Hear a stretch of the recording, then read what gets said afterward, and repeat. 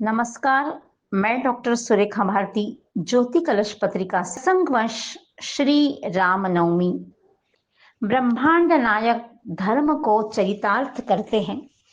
अनंत कोटि ब्रह्मांड नायक सच्चिदानंद शुद्ध ब्रह्म ही श्री राम है, जो सब इंद्रियों का धारण कर कौशल्या नंदन के रूप में प्रकट हुए। महाकवि श्री वाल्मीकि कहते हैं, श्री राम परब्रह्म है, उनका नाम ही योगियों की तपस्वियों की पूंजी है। स्वयं भगवान शिव सारे मंत्र देवताओं को और योगियों को दे देते हैं, पर अपने पास एक महामंत्र रखते हैं और वह है श्री राम नाम मंत्र। राम ब्रह्म चिन्मय अविनाशी सर्वरहित सदा उर पुरवासी।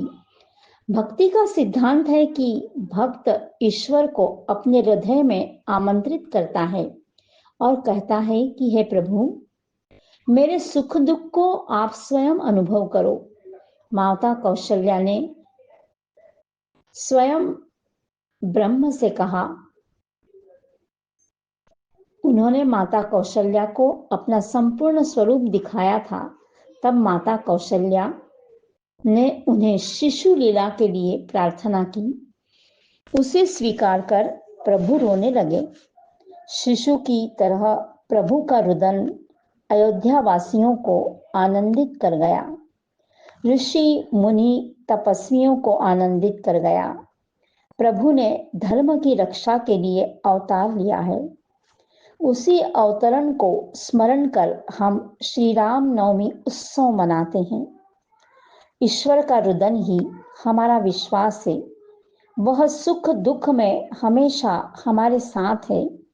दूसरों के आंसू लेकर उसे आनंद देना ही श्री राम का सद्गुण है, जो कि धर्म के लिए आवश्यक है। श्री राम चरित्र को हम देखते हैं तो पाते हैं कि वे दूसरों की पीड़ा को स्वयं हर लेते हैं। वन में जाते समय श्री राम आगे चलते हैं ताकि पत्नी सीता और भाई लक्ष्मण के लिए भूमि कांटों से रिक्त हो। पथ के कांटे श्री राम के चरणों में चुभ जाते हैं। किसी ने पृथ्वी से कहा कि जब प्रभु वन में चल रहे थे तब तुम्हें ऐसा नहीं लगा कि उनके पैरों में कांटे चुभेंगे? भूमि को निष्कंटक कर देती।